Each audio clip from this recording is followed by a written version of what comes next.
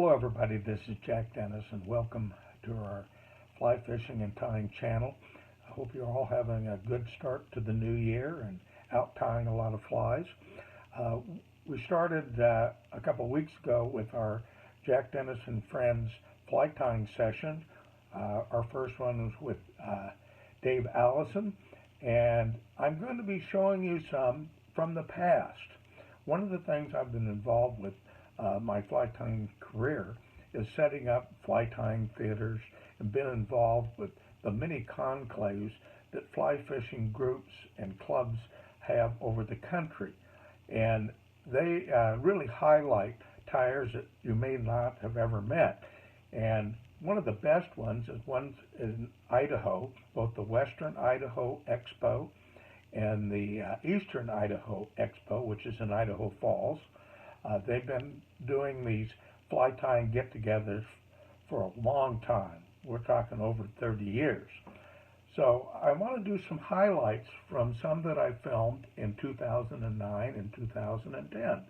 And you'll get a chance to meet some names you know, and maybe some names you didn't know.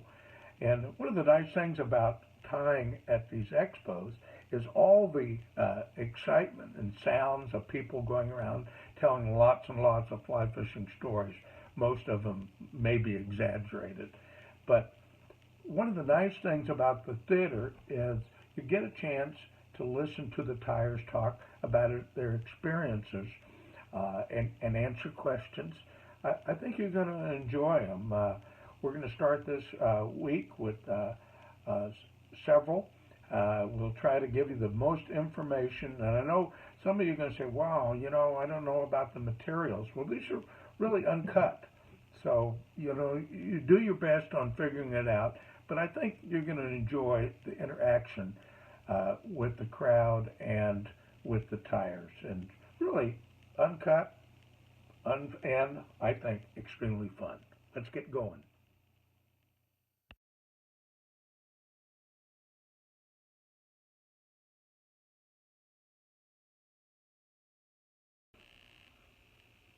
Our next tyer is Bob Jacklin, and he is a legend, a fly fishing legend and a legendary fly tyer. His shop in West Yellowstone is known the worldwide as one of the expert places to get information on fishing Montana and, of course, Yellowstone Park. You will enjoy Bob's stories along with his tying, as he's one of the most entertaining fly fishing personalities you'll ever meet. And so it's on to Bob Jacklin, and I hope you get a chance to visit his shop in West Yellowstone or get one of his books if you're heading to Montana or fishing West Yellowstone.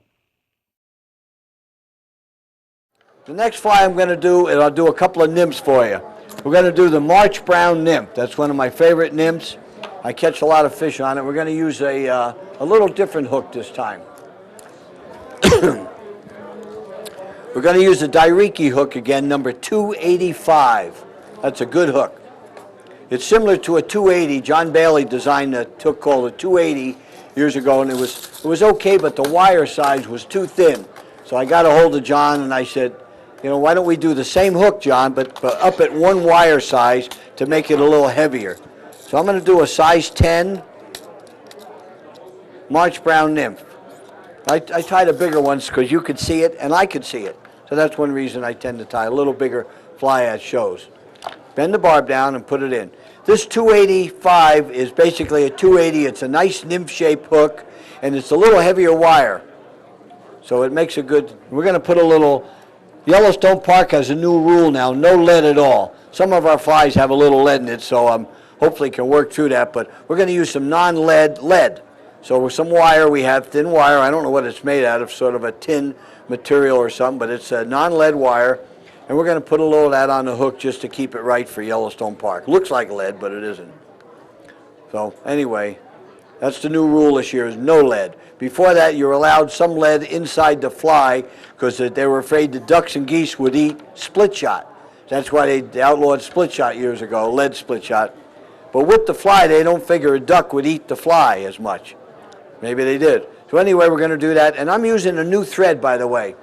I've been using 6/0 thread all my life, like you guys tying. But Danville just came out with a new thread that Wapsie also has, and some of the fly shops and locally will have it.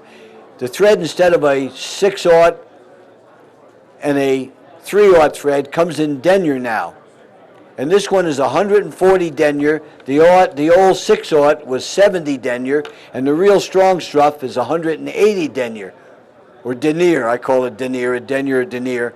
The size of the thread, and what they do to get that thread, again, this is brand new, is they weigh so many thousand yards of thread. They actually weigh the thread, and that tells them what the thickness of the thread is, instead of going the 3/0, 2/0, and that kind of stuff. That system was so old that everybody abused it. You could find a 14/0 thread that's a 10/0 thread, but they tell you it's 14. So it doesn't matter. We're going to put some thread right through the ribbing.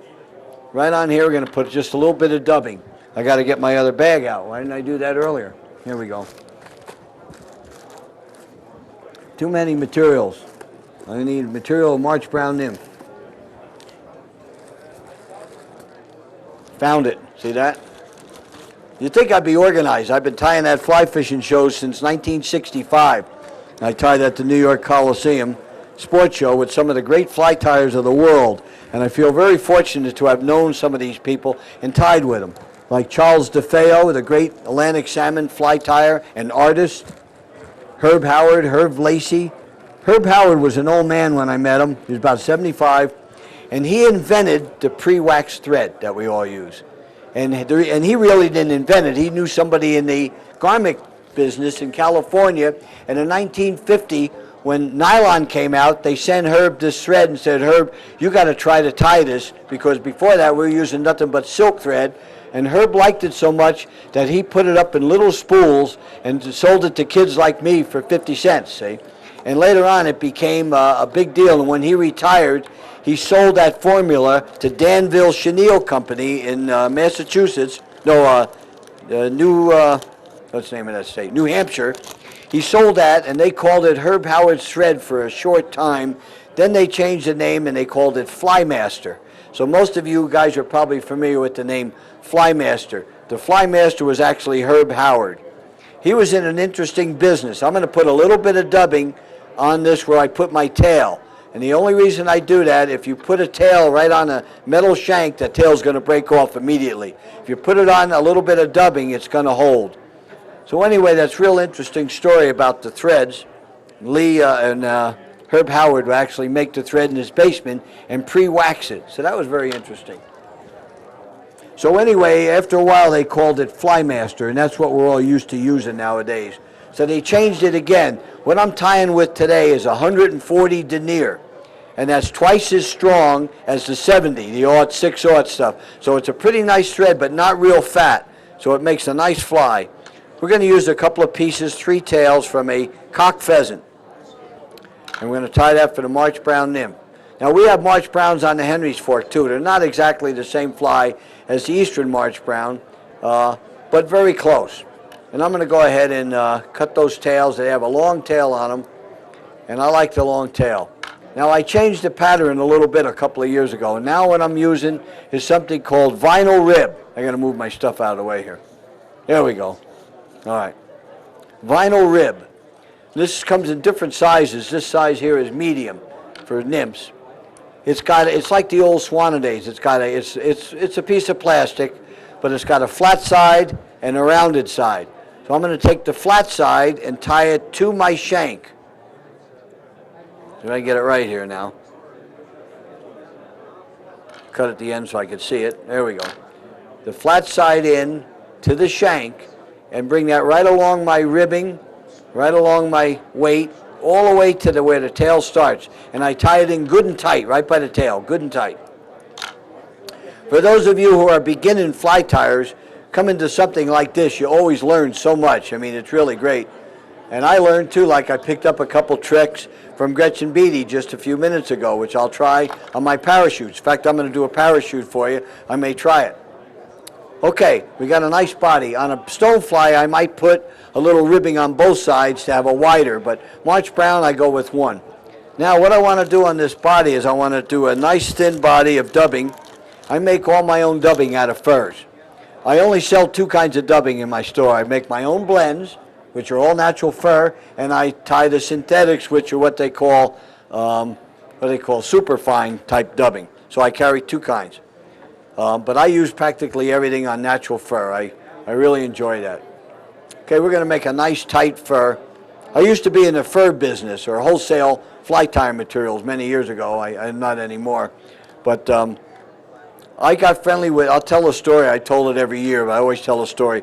I met two older guys, older than I was, my dad's age, mom's age, Joey and Lou. And they were in New York City on 27th Street, and I would go down to the 27th Street, take a bus and a train to New York when I was in the East, and I would buy fur from these people. They were in the fur products business. But the real story, both Louie and Joe were Jewish. And in 1938, they were in the hardware business in Poland. And both of those poor guys got sent to Auschwitz. And somehow the Lord got them through, and they made it through and were liberated, and somehow they got into the fur business in New York City. And that's where I met them. And I bought hundreds of pounds of fur, had it shipped to my dad's address in New Jersey, and then shipped it by rail, by truck to West Yellowstone. So I was in the fur business for years. And they were interesting guys to talk to. Okay, I've got a very thin body. With the way I wrapped that on there, I didn't build up that body. I built it tight and nice and thin. This is a thin fly, very thin. I'm going to take that ribbing now and I'm going to turn it backwards, and I'm going to try to get it so the round side goes into my dubbing and the flat side stays out. And the only reason I do that, it has the appearance of a wider segmentation, which looks more natural and more appealing to me. So it's the same size, it's only one size, but it looks wider, so it kind of looks nice. And right about halfway up the shank, I'm going to go ahead and put what we call something new again here, new material. This is called scud back or body stretch. I'm looking for the right color. I got brown, light brown, here's some. Body stretch, it's just a plastic material. Some of the local fly shops will have it, they call it scud back. Other ones, I think Rainey calls it body stretch. We're going to lay that in there. And then we're going to put a real fine piece of turkey. So you really meet a lot of nice people in this business. Real fine turkey. When I do a March Brown nymph, I put a layer of turkey on it. I designed this fly in the 1970s, early 70s, for the Esopus River in New York State. This is where I designed this pattern. But again, I added the new material on it just a couple of years ago. Now we're going to do something different. Wait till you see this. The normal legs on a March Brown nymph, we use partridge hackle, partridge breast, or partridge wing, pretty good, or something new I've been using, having a lot of fun with. This is what they call hen pheasant. And I never used hen pheasant in all the 45 years I've been tying flies, or 50 years now, I guess.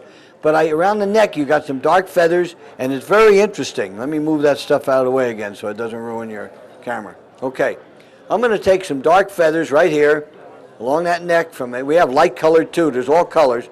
I'm going to take a dark feather, look at it. I'm going to clean off the flue, get it right down to the stem where I have a nice looking feather, clean off a little more maybe. There we go, now I have a nice feather. I'm going to stroke that feather backwards. This little neck feather here, backwards. Get the amount of legs I want. Turn it upside down and tie it right on with my wing case, same place. So now it's upside down. I don't cut it tight, I leave a little bit hang off, and I'm going to put a little bit of cement right on there to cement it in. I'm a firm believer in cement in all my flies, so I cement them. Now we need to put a little more dubbing on that, so we're going to put a little bit more dubbing on for the thorax. And on a mayfly nymph, the thorax or the throat area wants to be a little thicker than the abdomen or the body, what I call the body. So we're going to put some dubbing on this thorax, and we're going to dub it on. We're going to brush it out later too, but we want a little heavier than the other. Now because this nymph-shaped hook kind of bends down, see it bending down there? I don't know if you can see it. I'm going to reposition it in a vise so it's up. Otherwise my thread will fall off the end of the fly, and I don't like that. Okay, a little dubbing here. We're going to put a good amount of dubbing on that thorax. But we're not going right to the eye. We're going to leave a little room there at the eye of the hook so I can finish my head of the fly. Okay, we got her. Now we're going to bring that first part over. It's upside down. Now it's going to be right side up. The wings are going to go right, the legs. I'm going to make a couple of wraps, about 3 or 4 wraps there. Cut that off. We're going to bring my turkey feather right over the top, separate those legs, cut that off, tie it up good, cut that off. Cut it off a little tighter. There we go. Now we're going to bring the scud back over the top, stretch it a little, tie that right to the eye of the hook. It wants to go right to the eye. Now at about 8 or 9 wraps, I tie it in tight. Now I have room for a little head. Now years ago, if I was tying a fly, I would cut it off, tie it off. That's the end of the fly. It's done. What I'm doing the last 10 or 15 years is I'm putting an extra material on a fly for the head. I want this fly to look like a March brown nymph. Look like it to the trout at least. Looks like it to me. So I put a nice head on this fly with dubbing, maybe even a little more. A March brown nymph's got a flat body, flat head. It's a clinger. It lives in the fast water of the Esopus River, some of the other streams in New York State, back east. Now I got a nice head. I'm going to bring that scud back over the top, tie it in about 3 wraps, 1, 2, 3, pull tight, push it down with my thumb, and then watch how this whip finish works right underneath. I'll do that again for you. I want to show it to you slow. Over the top, make a big loop, lay your bobbin out of the way. You can't have tension on the bobbin. Lay that underneath there, pick this thread up, go around once, put your thumb in it, and just wrap it around slowly. You can do it fast, but slow. About 3 wraps is all you need if you did it right. That's a perfect whip finish without the tool. I've been doing it since 1967, so I had a little practice. Cut that off, and now this nymph is very flat, so I want to flatten the head out, flatten the wing case out, and now underneath the wing case where the throat area is, the thorax, that area has gills on the mayfly. The gills come out and they work. So I'm going to take my nylon brush and I'm going to brush this dubbing out under those legs, front and back, like that. Brush it good. You can buy these brushes at Jacklin's Fly Shop for $3 or go to Home Depot and get 3 of them for $3, see? Whatever you want. But at Home Depot and some of these other big stores, they have a steel one, a brass one, and a nylon. The brass is the best until I got used to the nylon. I like that better. The steel's not much good. That's good for cleaning your windowsill. But these are nice brushes to brush out your dubbing.